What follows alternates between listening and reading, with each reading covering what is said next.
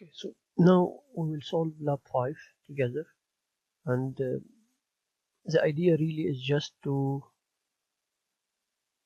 show you how I'm thinking actually in solving this type of problem, which is about narrative description, right? So I go to this exercise, okay, and I put it just in front of me. Okay,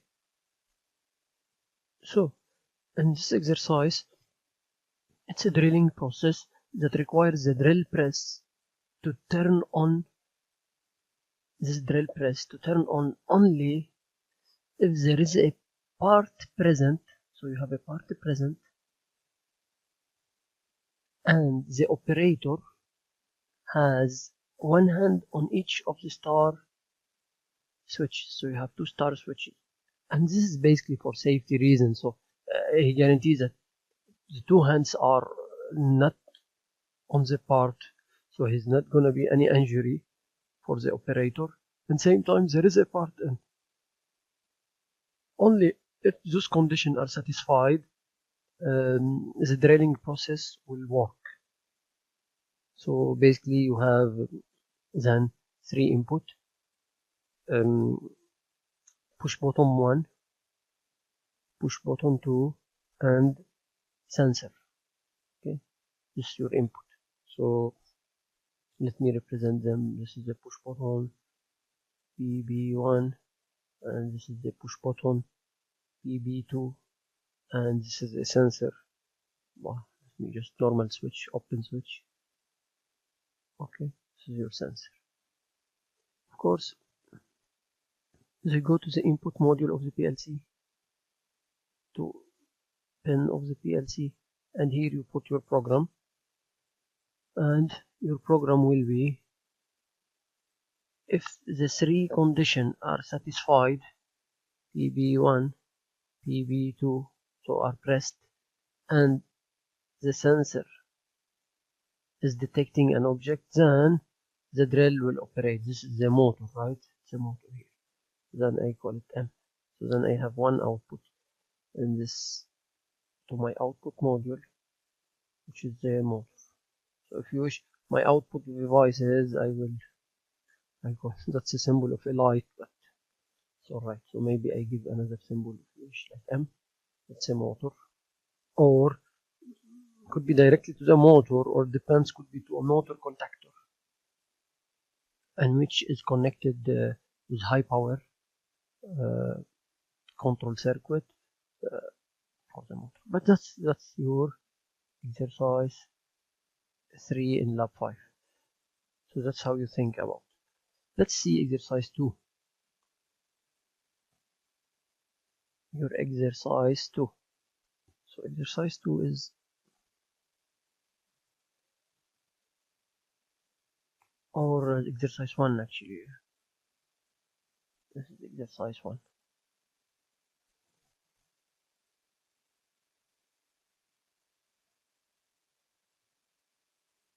So then this is exercise 2.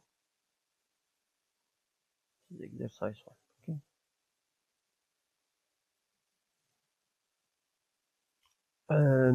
So this exercise, if you read it carefully, what they ask about is its sequential process control. What we will do, like you have a package or box here is moving. When it reaches the limit switch, the motor will need to stop, and the light will turn red. Otherwise, when the motor is moving, the light is green.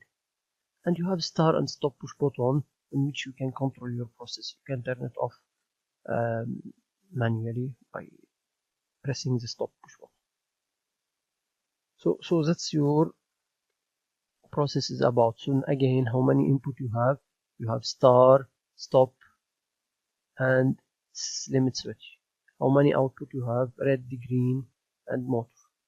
So now, if I want to represent them, you go to the question, but usually they should represent for us the star by normally open push button and the stop by normally closed push button. And you know, just for safety reason, usually we use normally open push button for the star and normally closed push button for the stop.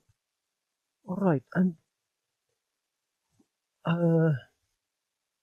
another input, which is the limit switch. So here I will assume, as I told you when Hadi asked this question, the limit switch, we will consider it as normally closed. So I will take a normally closed switch. So it's closed. That's my switch. I call it switch.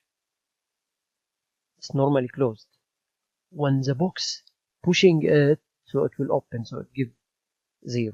So that's how I'm programming it. I'll call it limit switch, LS. Okay, you can give anything. So those are my input of the PLC.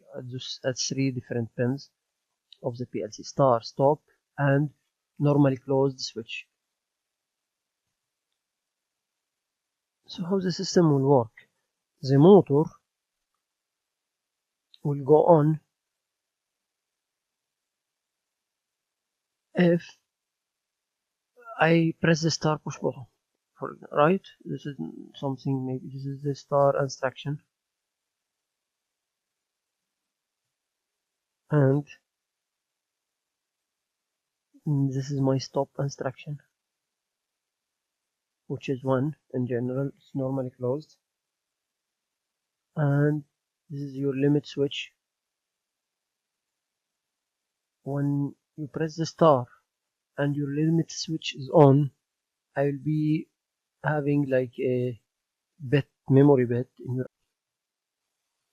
So it's an internal relay.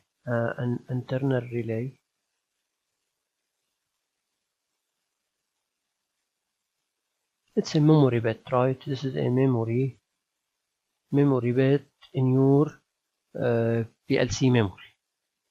Just I give it a name. I'll give it B3. B3 10.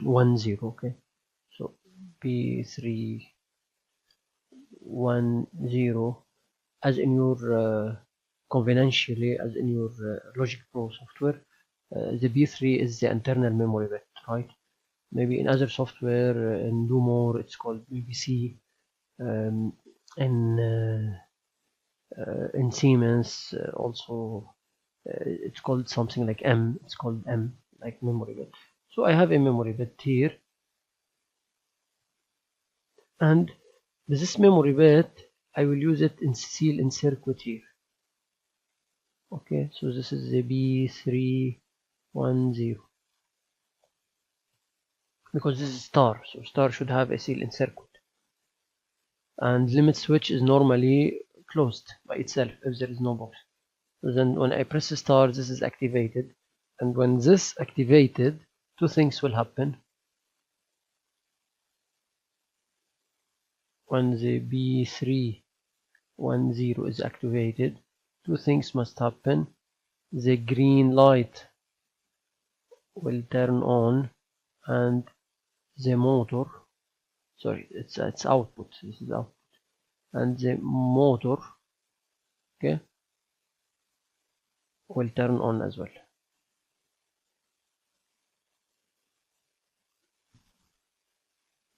If the relay is not activated, when the relay is not activated, your B310 is not activated, in that case the red light will be activated. So here you will be having, maybe here is internal connection anyway, you will be having at the end 3 output. 1 is the motor, and 1 is the red light, and 1 is the green light. Okay, of course they should share the same address. as the number of pin. So that's it. So if you look to this program, when you press the start push button, stop is normally closed, limit switch is normally closed. So then the internal relay will be at 1. When you at the end, like when you press the star, the conveyor will move and the green light will be on. If I stop, things will stop and therefore the red light will be on. Okay, and you could stop by pressing stop push button or by limit switch. It will open. When the limit switch, when the box touching it, it will works as a normally closed by itself. It's normally closed. Just when it detects object, it will open. So it opens, and when it opens, the light will turn red and the motor will go off, because this will be 0. So 0 and this is 1. Yeah, this how to think in this exercise. Let's see the third exercise, or where is this? That last third exercise. Exercise 3. So here is your system, and we will try to solve it together on here.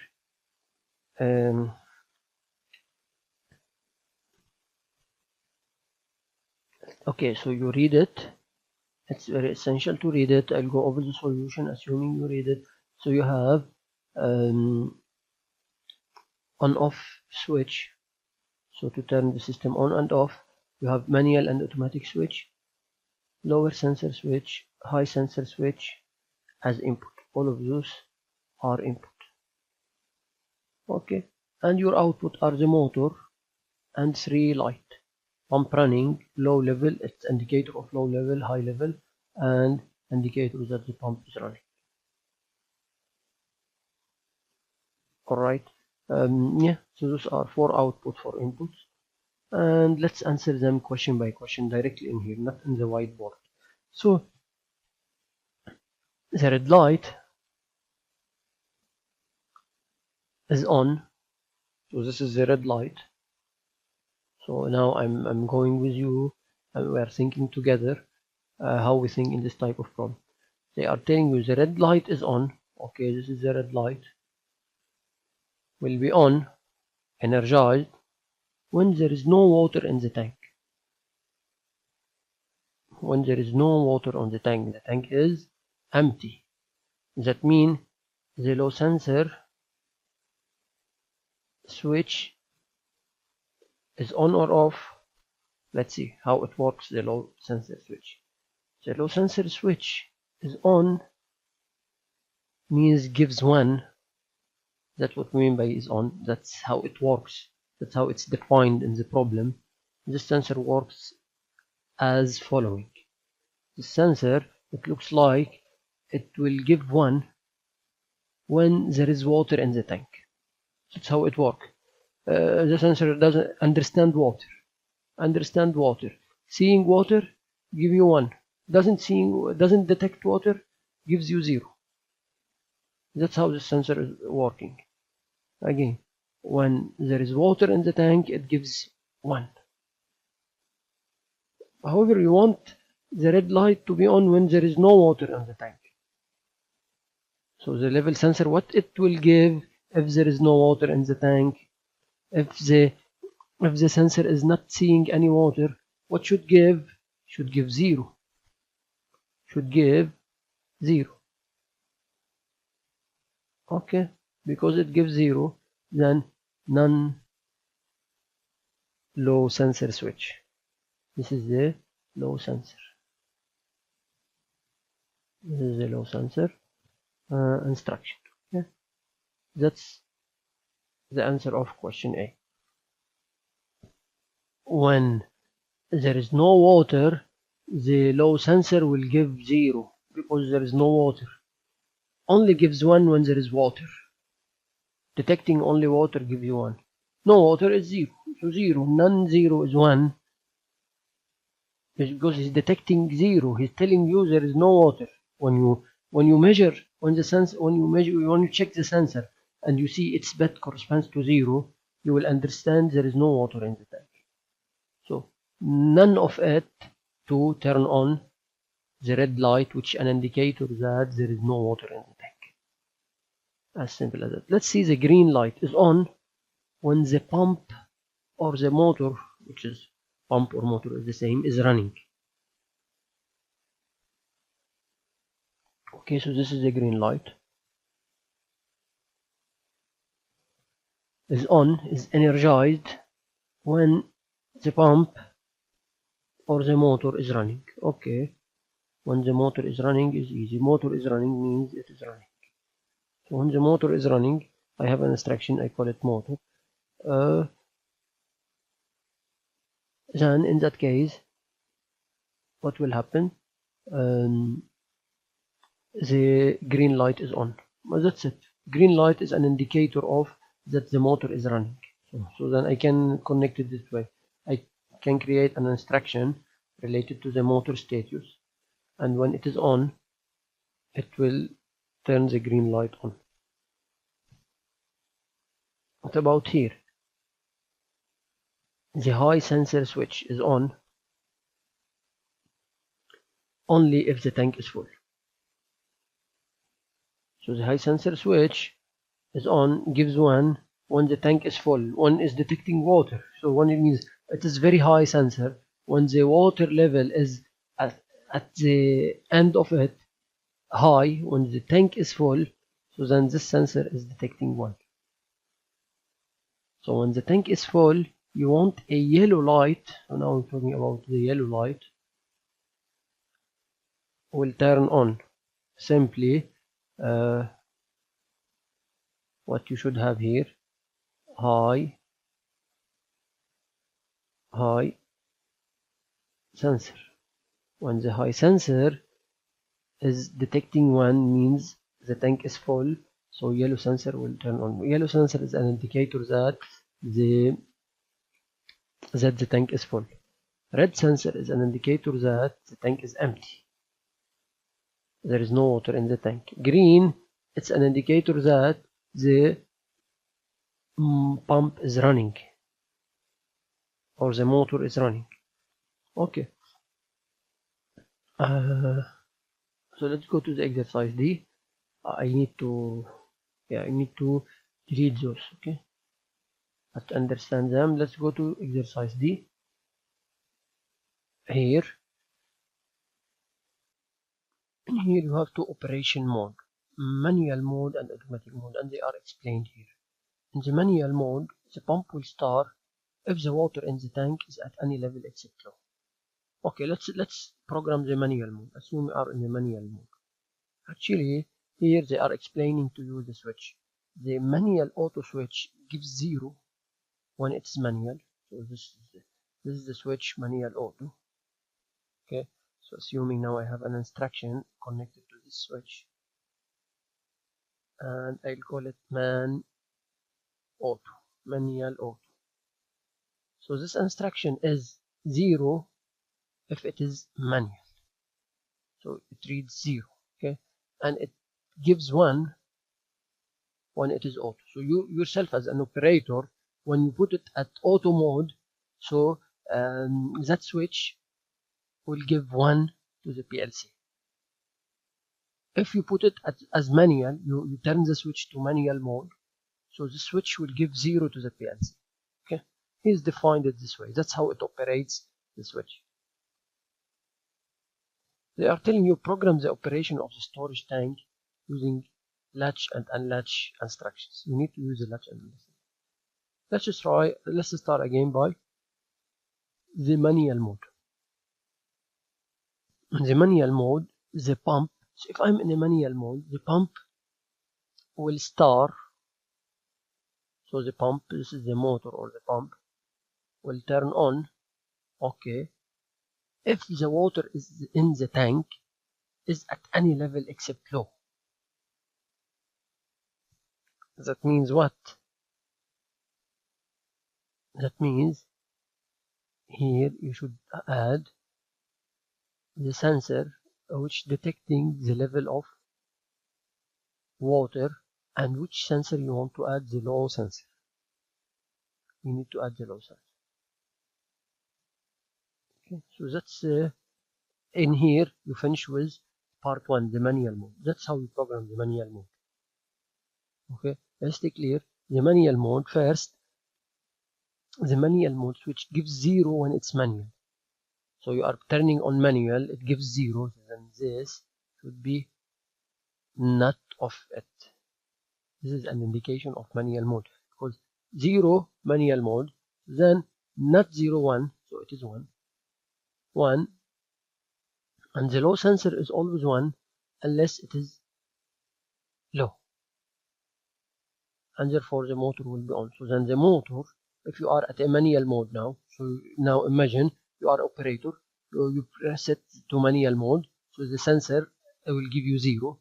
So when you go to the program 0, here this rank, this logic operation will be 1 1, and you go detect the sensor, the water level in the tank.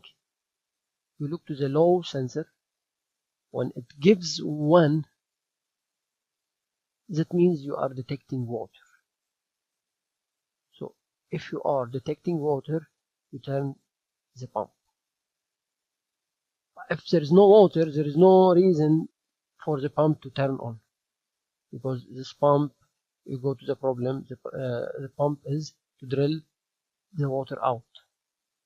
So here what they are, the pump will start if the water at any level except low, means the low sensor should always detect water. If it's not detecting water, means the water in the tank is very low, is not detecting by the sensor. So the water is not detected by the sensor. In that case, this will be 0 and the motor or the pump will be off. Okay, that's how it operates. When you go, if you go to your here, also don't forget the on-off switch. So you have on-off switch. Yeah, you have the on-off switch. So then where is the on-off switch? You add an on-off switch. You should usually add in here, right? This is your on-off switch. The on-off switch, first you need to make sure that your process is on. You turn the process on, so then this is 1. Because if you turn it off, so the motor will go off. Whatever you are manual, just you turn off the process, then the process is off. It will stop working.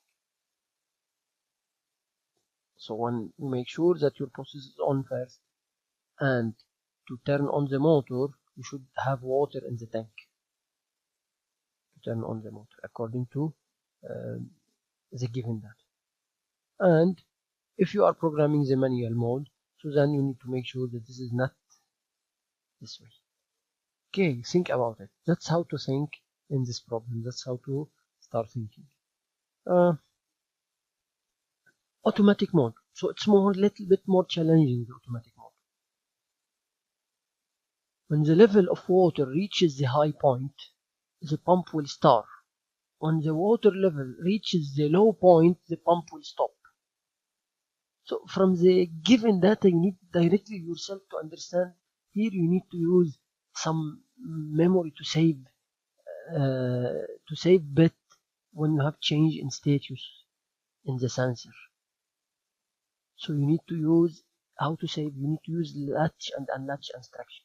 Here, luckily, they are giving us this hint. They are telling us, pay attention, the program of the operation of the storage tank using latch and unlatch. So you need to use latch and unlatch instruction.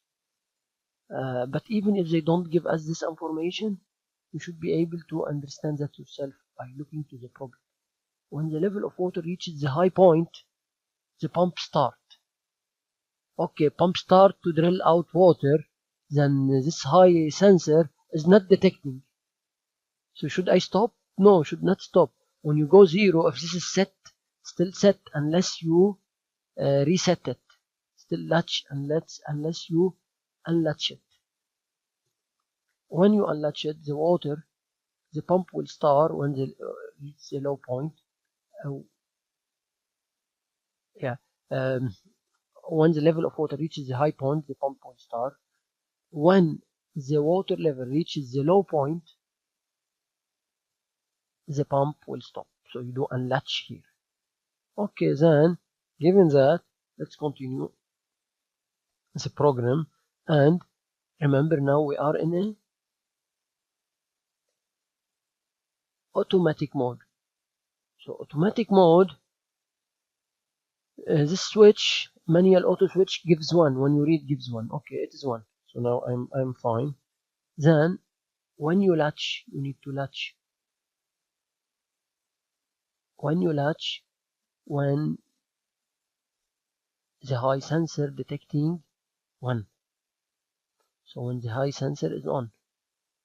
So now I have here high sensor. So that's how to think about the problem. When high sensor, then latch. This latch instruction, I'll call it coil, okay, should turn on the motor. Okay, should turn on the motor now. You are again in a manual to automatic, and here you should have the coil. Same address. It's latched. When it's latched, it's 1. And now when it is 1, look, when it is 1 and the motor is 1, is actually auto, it means 1, then you are energizing your motor. So the motor will turn on once you latched it. Okay, it's turned on, and then you start drilling out the water. What will happen for the high sensor will go 0 because it's not detecting the water at that level. Water is becoming lower then. So then it's 0 but still latched. That's what you want according to the program. The pump will start and it stop only when it reaches the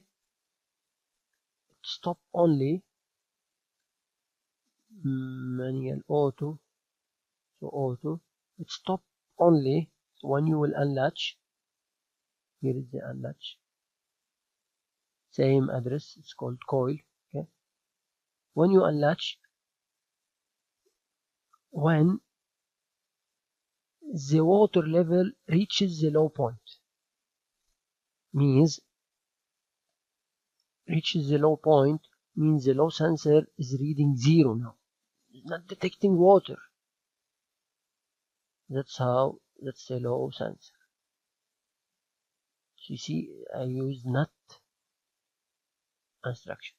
So then this is the low sensor. Low sensor now, not low sensor is 1, so I unlatch. I 0, so then becomes 0. 1 0, then my motor is off.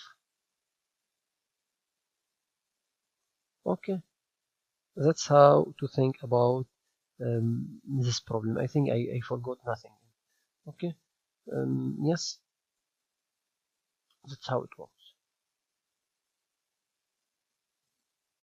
Okay, let's go over this exercise. I hope you read if you read it.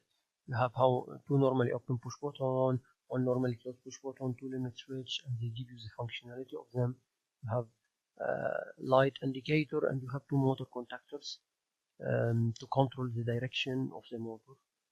It's 1 single motor, but you know, one time we did power connection for a 2-direction motor, but this is not required in our course. Now we're concerned about the program itself. So anyway, you have 2 contactors. Each one is to control the direction of the single motor, control it to go up or down. If, for example, the up contactor is activated, the motor will turn up, so the garage will lift, will open, and when the down contactor is energized, and the garage will close.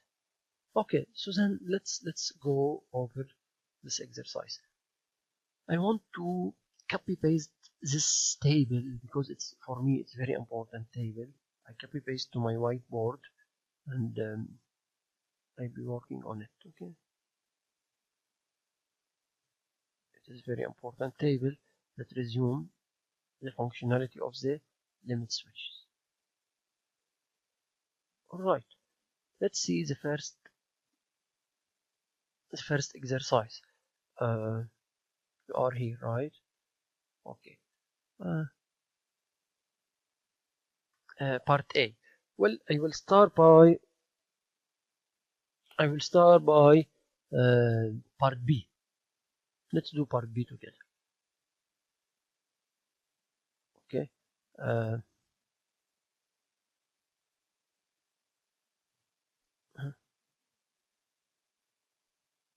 All right. So that's part A.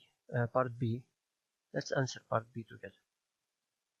First, write the logic program to turn on a yellow light.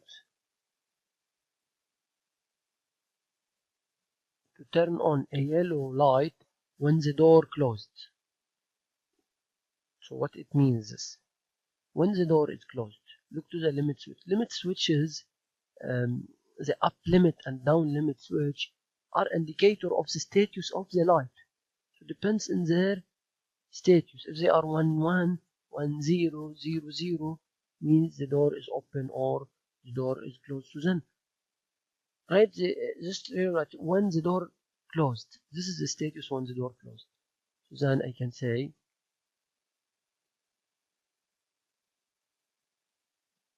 alright, up limit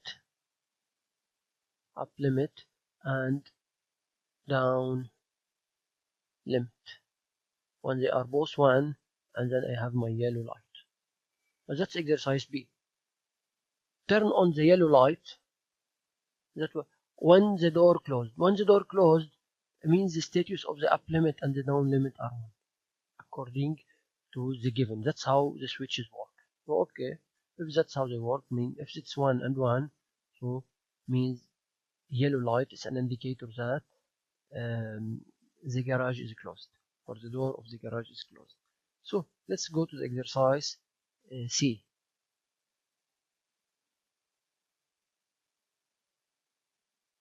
Okay, that's C.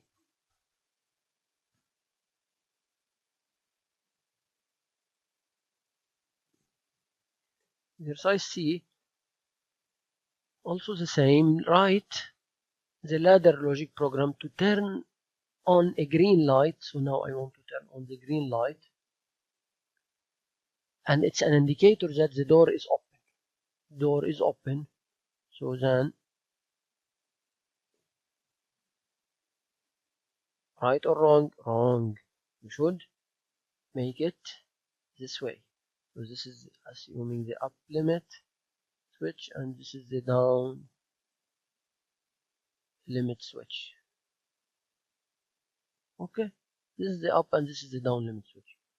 So see, the up is 0, so then it becomes 1 and becomes 1. So when the door is closed, when the door door is open, sorry, when the door is open, this is the up limit switch, this limit switch which is at the up, and the limit switch which is at the bottom, which is close to the ground. Those two limit switches, they are giving to you 0. They are giving to you 0 when the door is open. The door is completely open. And in this scenario, you want to turn an indicator, a light green, that indicates to you that the door is open. So therefore, then you have the net of them to have the result of the logic operation 1. Okay, let's see the part D now. So I want you to understand this answer first, so we're able to solve part A if you wish. So let's do D, then we go back now to part A. Okay, D.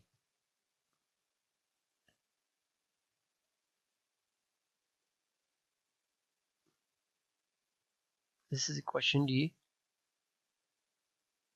Again, same. Write the logic ladder program to turn on a red light. So now we need to turn on the red light. Okay, when the door is opening or closing. Let's go to the table. See, door is opening or closing. That's the door is opening or closing.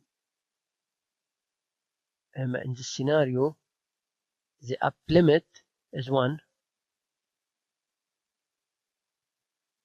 and this is the up limit. Up limit is 1, and the down limit is 0. Okay, then the down limit is 0. What you should have here, like this, and this is the down limit switch, limit switch, right? So then this is your program.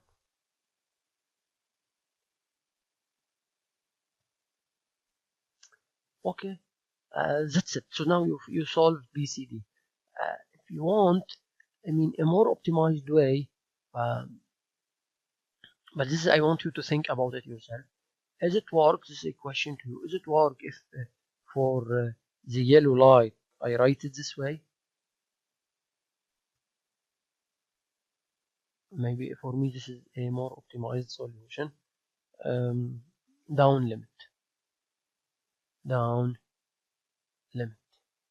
Is it right or no? Actually, if I do that, it may happen. I have some cases on which this is not working properly, or it is right to do it this way. And for the green light, does it work if I write my code this way? Green light, and I take only the down limit as well, down limit switch. It's a question to you, okay? Open-ended question. Think about yourself. I'm giving you that's the solution, and is it work if I do it this way? If it works, is it works in all scenarios or no? It could have some scenario in which this, if you program your, if you download this program to your PLC, it may happen that some scenario on which this instruction doesn't work, doesn't true always. I don't know, so this is open-ended question. I give you the solution and I ask you about this. Could be an alternative solution like this or no. Okay, now let's go to part A. I'd like to copy again my lovely table to here. Okay.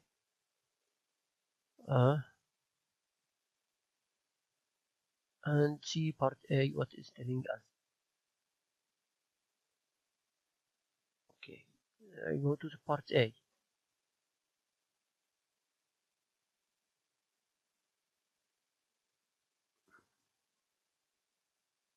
Here you go.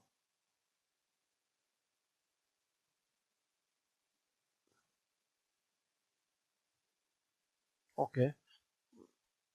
Write the ladder logic to control the up and down contactors. I want to control the up contactor and the down contactor. And as you saw from the given in the exercise, even here, using this up and down contactor are to control the direction of the motor. So if the up is energized, the motor will open the garage, and if the down contactor is energized, the motor will close the garage. They are telling us using seal in circuit instruction to overcome the normally open push button. Well, this help we don't need it because we know, of course, ourselves without this hint. This is like a hint for us, but we don't need this hint. We are good enough. We know that we need to overcome the normally open push buttons. So how to overcome this momentarily pressed buttons? If I have momentarily pressed buttons, how to overcome this by having seal in circuit. So we know that. So we don't need this information. We ourselves know this. Okay. I will go up. My motor will go up. And this is to go up. I first need to press the up push button. Remember, You need to tell, you are an operator, or you need to tell your garage to go up. So you need to press the open push button. Here I called it to you two normally open push buttons. One is called door up and one is called door down. So then I want to press the door up. Okay, so let me here press the door up instruction. If you press the door up, you are giving an instruction to the motor to go up. And if I press the door down button, the door down normally open push button, I'm telling my motor to go down, right? So let's use the seal in circuit, of course, because this is a push button, and here I will be having the up, and here I will be having the down. Okay, the down instruction. Good.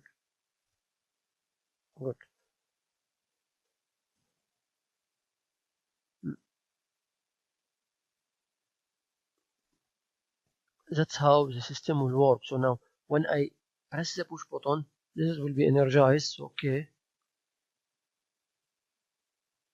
this will be energized. And is it all? Okay, it's very simple then. When I press this push button, I use seal in circuit, I turn my motor up. Is that as simple as that? Nothing more complicated than that. This is your push button. When you press that momentarily, it goes one, so it energizes the circuit. But because it's normally open push button, it is momentarily push button, so they give us the hint, use the seal in circuit. So when it goes 0, you make sure that your motor is keep up. Very nice. And same for down. When you press the down push button, okay, so then when momentarily goes 1, so this is go 1, and then you seal it. So then in that case you make sure you ensure the continuity of your rank. Seal in circuit. They are telling us use interlock functionality for safety purpose. So then interlock, now we don't need to think a lot about interlock. Interlock is the down here you should put here, and you should put it here like this, and as we learn it in other labs. So use the instruction from other lab. And the down and the up here,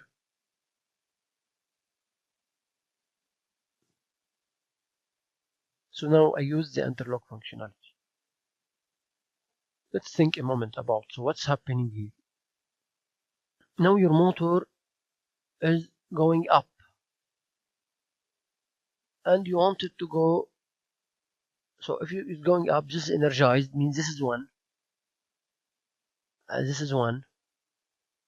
Okay, if this is 1, then this gives 0. So there is no way for this to go on, even if you press here. Even if you press this push button, the door down push button. Okay, I'll put it push button for you to don't forget this push button. Okay. When you are pressing the down push button, it will find this instruction is the result of this is 0. So then there is no way for the down to be energized. Why this is 0? Because this is already 1, so not 1 is 0. So assuming this is working, the down, the motor is going down, so this is 1, and therefore this is not 1, so this is the result of it is 0. Even if I go and press this push button, nothing will happen. Okay. So now, remember, but when to stop, how to stop it now? How to stop the up? Assuming the motor is going up, but how to stop it? We have 2 ways to stop it. One way is just to press the stop push button. and you should have here an instruction for the stop. What's called the stop instruction? It's called stop door. Okay, stop door instruction. You have a stop door instruction. You know, sometimes I'm doing the instruction like this, sometimes I'm doing like this. Well, usually in ladder logic the instruction are like this. Okay, so it's not a good representation. So if I do it this way or this way, better to do it actually like this. Sometimes I forgot, please excuse myself, but you know, you understand it. Okay, so just a note here, because you can look at me. Sometimes I'm taking it this way, sometimes like this, but those are normally open instruction. Both are the same, so I don't want you to get confused. Okay, so if you wish, okay, please here.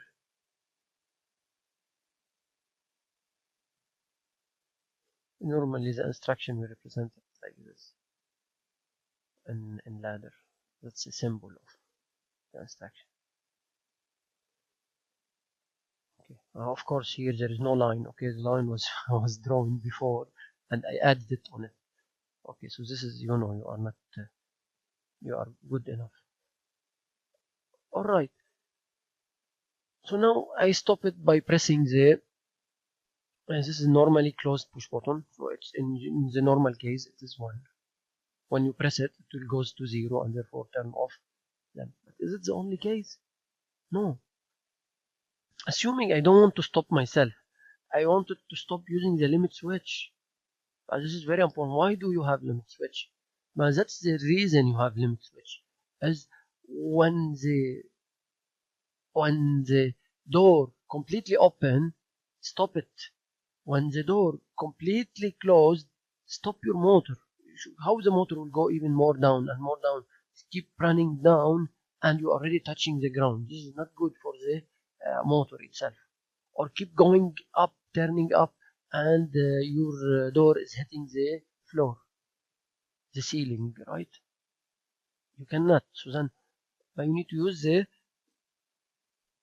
up limit and down limit. So my question to you, what? So then I know here I should have kind of sensor or kind of sensors. What should you use when the door is open? Use the situation when the door is open. You can use here if you wish, what type of switch you will tell me, and here what type of switch if the door is down. What do you think? This should always working until, think with me, what scenario should be here? Until this will still keep going up. So means you are in this scenario. Moving up, door opening or closing, or moving up or down, moving. It's not stopping. So the door, you are in this scenario here, and most precisely you are in this scenario. Moving up until it is completely open. Moving up until it's completely open. So then means your up limit, if you are in this case, your up limit is 1 and your down limit is 0. When your up limit goes 0, you should stop. When your up limit, here is the change. When your up limit goes 0, you should stop. So simply put up limit switch. Once it is 1, keep going up. When the up limit detecting 0, if it is 0, the result of logic operation here will be 0, so this will not be energized anymore. Your motor will stop going up. here using the same analogy. So now you are taking red, so you are here, and that's the scenario. You are your door, this is the door, representation of the door. So the door now is moving down. You are in this scenario. The door is closing. You are moving down. So then you are moving down, you go to here. This is the door close. So what will happen now? But this doesn't change status. Here where the status change, the down limit. So then here you have the down limit. And when you stop, the door, an indicator of the door is closing or the door closed is when the down switch goes 1. When the down switch goes 1, so not 1 is 0, I stop my door. Very nice. That's everything about this exercise. We're done with it. Now I have an open-ended question to you. So think about what happens if I take this or this instruction. Remember, those instructions are the interlock, and I put them here, and I put them here. Is that will change anything? Think about it. This is an open-ended question. I just invite you to think about. So now I used to have the interlock here.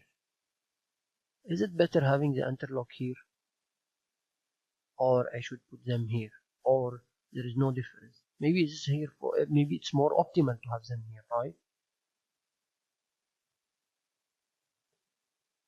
So what do you think?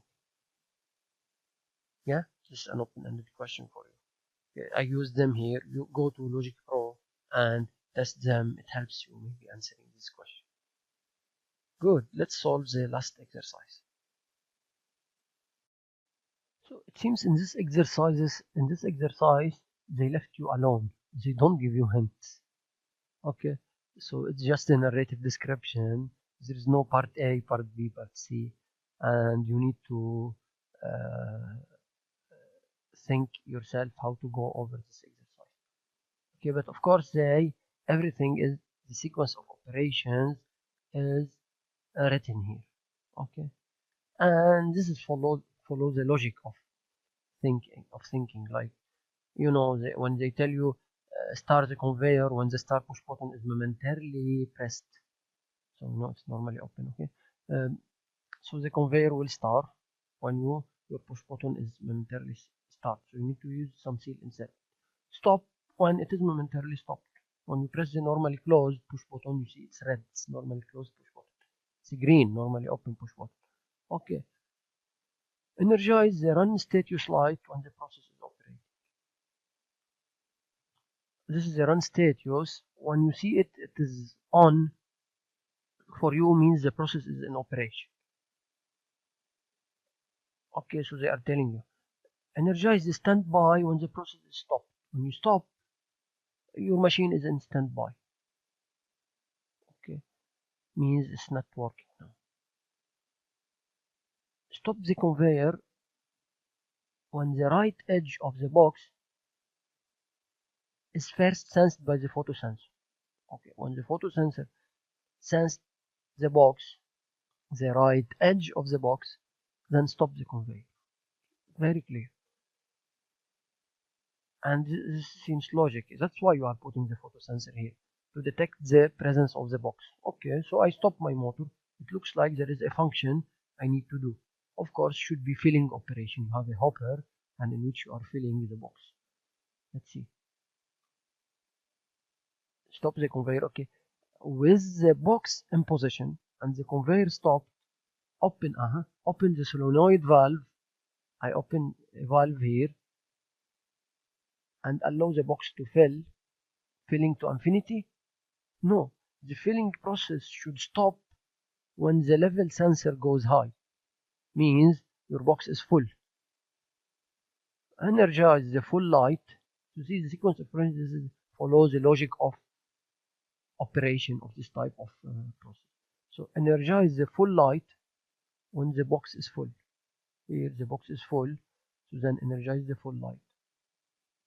And the full light should remain energized until the box is moved clear of the photosensor. It's also logic. Okay, my box is full, my box is full. You need to make sure that you don't throw more material inside the box until, so this solenoid still closed always, until the box is cleared from the photosensor.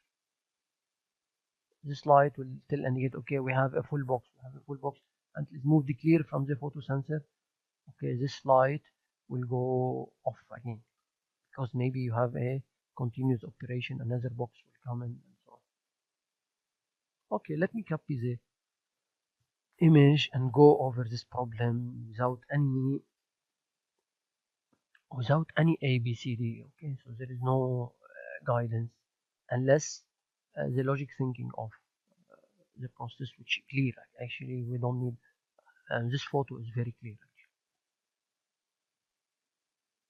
You know, in this type of process, if we don't have a run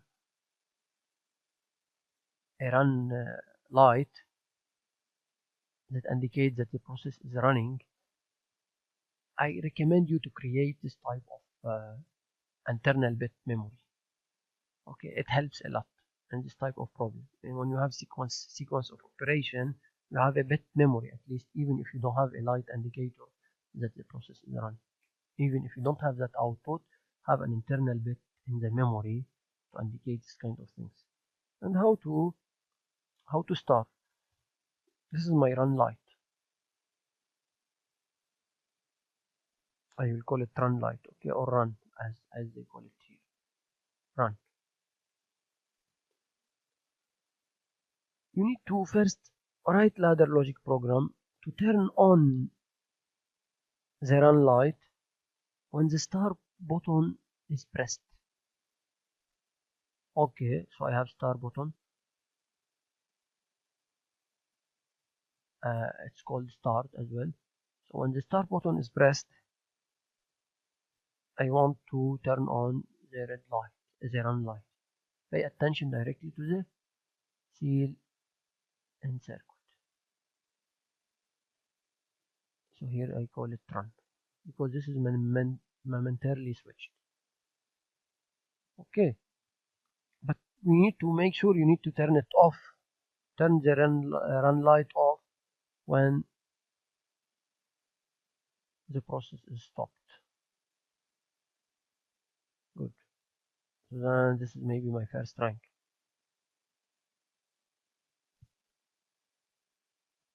Alright. So very nice. This is for the run light.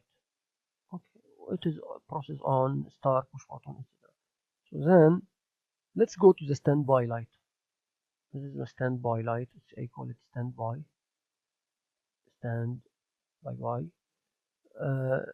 Standby.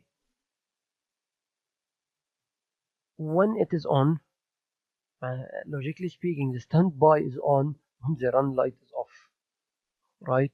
I can say that. That's why I'm telling you, if this doesn't exist, create an internal mode. So I will relate everything to it. So this is a good way to think. So then this is a run light, and when the run light is off, when the run light is 0, non-zero 1, so I'm standby. I'm not running. This cannot occur. These two instructions cannot occur at the same time. It cannot be running and standby. It could be running and full, but cannot be running and standby. So this then I will invert the operation this way. Okay. When it's not running, then I'm full. So what else? So now I was working with this. So let's think for the full. So this is the full. Okay, how the full? When the full will be on? The full light is on when the level sensor is activated, right? When this level sensor is activated, it's called level switch. Level switch. So I take it here. Oh, sorry, so let me level switch. Okay, level switch. When this level switch is activated,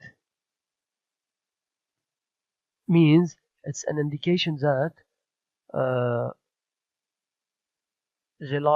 box is full, but it remains on. If you remember from the given, it remains on until the box is clear from the photo switch, and therefore I will add here in a different color photo switch. Here is the photo switch.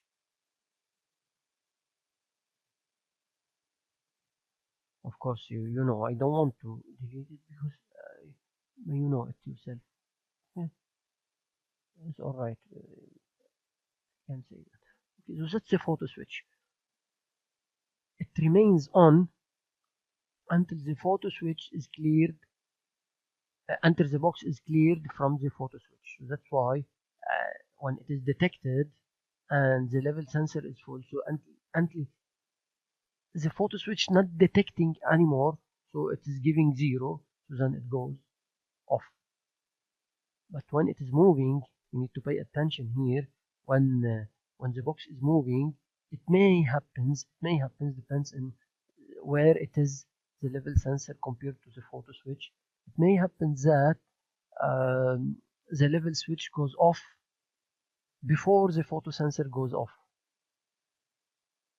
and in that case it may goes off at a wrong time.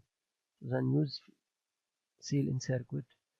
For here is not like that important. If you don't put, I understand, because here it looks like the two at the same position somehow. The level switch, there is no difference, big difference between the position of them. But in case, so then better to, if you have if you seal here, you seal with the output full. So in case, you make sure that in case when the level sense switch goes off before the box cleared from the view of the photo switch, you are still ensuring the continuity of the logic up to the output. Okay, so that's it. But for sure, when the box is cleared from the image of the photo switch, cleared, so the light will go off. Okay, then I answered that question. So that's for the full light. What about the motor and the solenoid? Let's think motor now. Okay, that's the motor.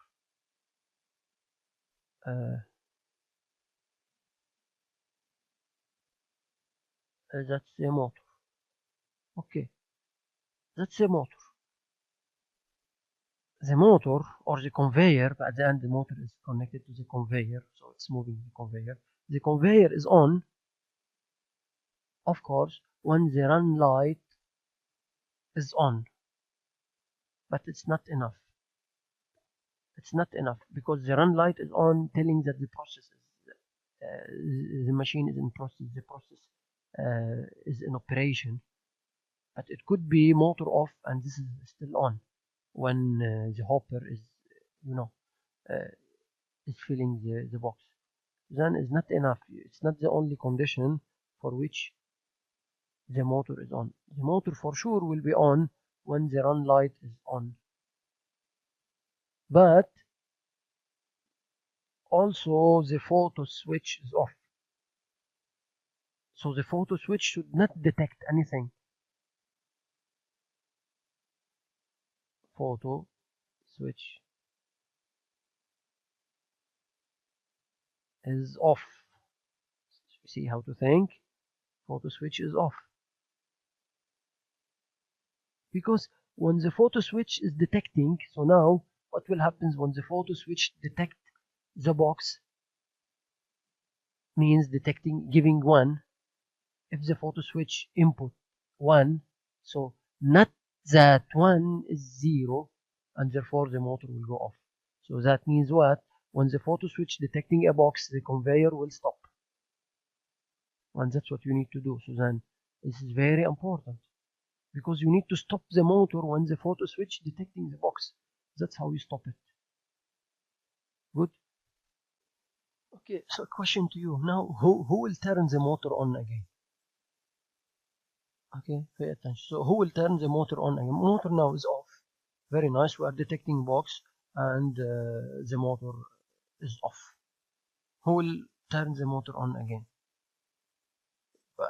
If we want to wait until the photo switch becomes 0, so not 0, 1, but the photo switch will never become 0 unless the box is moving. And for the box to move, you need the motor to be on. So how to turn on the motor again? And then the process doesn't end now. You know, when the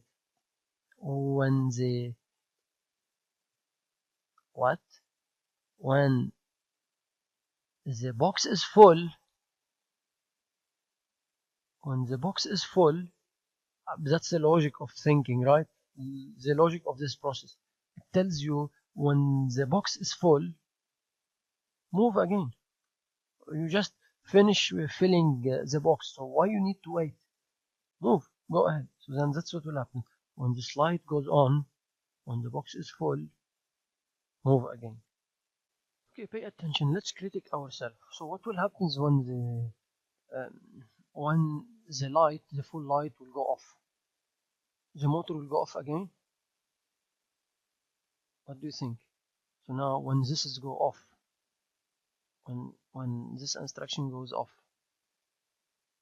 what will happen for the motor? It will go off? The answer is no. When this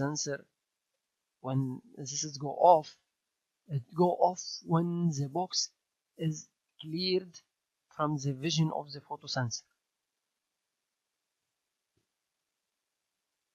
Right?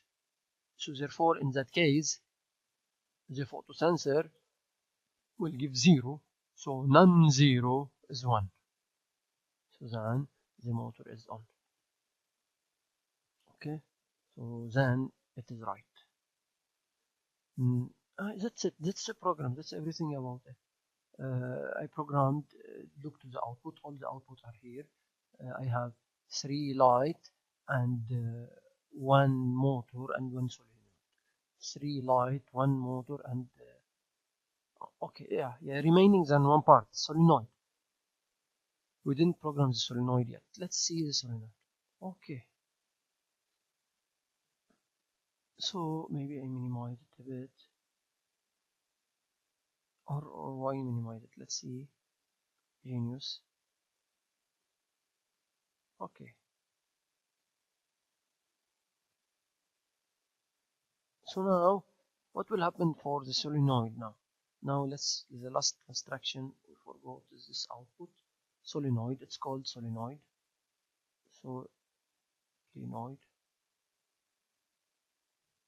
What will happen here for the solenoid?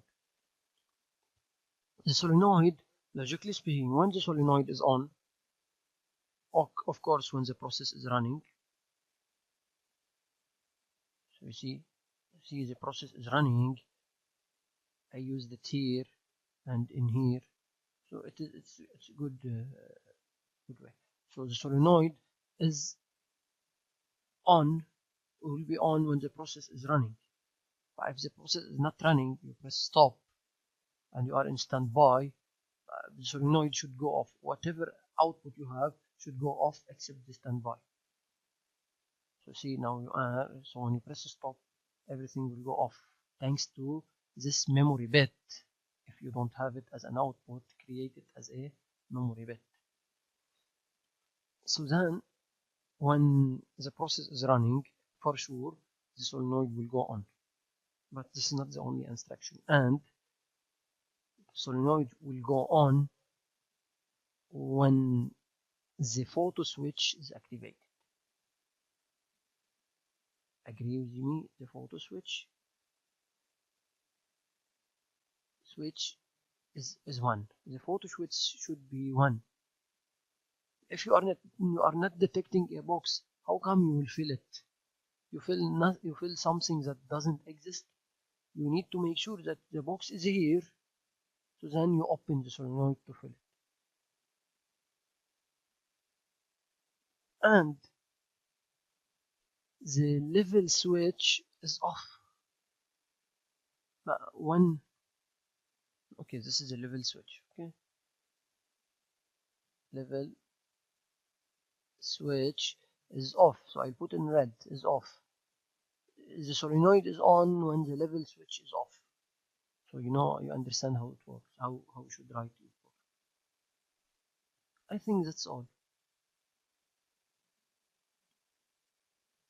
The solenoid will be on when the photo switch detecting the box. So you open it, and it goes off when the level switch is on. The solenoid will close. This valve or this solenoid will close. Now it blocks the material from going down. So solenoid will go off when the level switch is on, when the box is full. When the level switch is 1, so this is not 1, is 0, so therefore the solenoid will go off. For maybe I'm not sure. So now let me close by an opening question. I think by this we're done. Let me close by an opening question. What happens if I add one instruction here and I call it not motor? Here is the motor. Like the solenoid will be on when the motor is off. I add one instruction. Is it helpful or it doesn't help? Is it just like adding one more instruction itself or nothing? Just it may slow my scanning process, or no, actually it could help somehow. This is an open question for you. What do you think? If I add, we sure, like if the motor should be off when the solenoid is on, but if this is satisfied here, you have a level switch and you have a photo switch. Okay, is it really satisfied, or there is some cases on which no, we should have it? This is an open-ended. Think about. Okay, open-ended question. But what happens if I replace the motor instruction by a full light instruction? What happens even if I didn't add motor? Okay, what happens if I have full here? Not full. I want to say not full. What happens if I replace here this instruction? I add instead of here, I add here. So the solution, I told you, just run photo switch at not level switch. But this is a open-ended question to you. What if I replace the off motor instruction by full light off instruction? By off full instruction. The off motor instruction by off full instruction. What happens? Originally, the open-ended question was, is it necessary to have this? So you can try it in your Logic Pro and try to think about this. That's it for this lab. Hopefully you now start thinking how to think problems.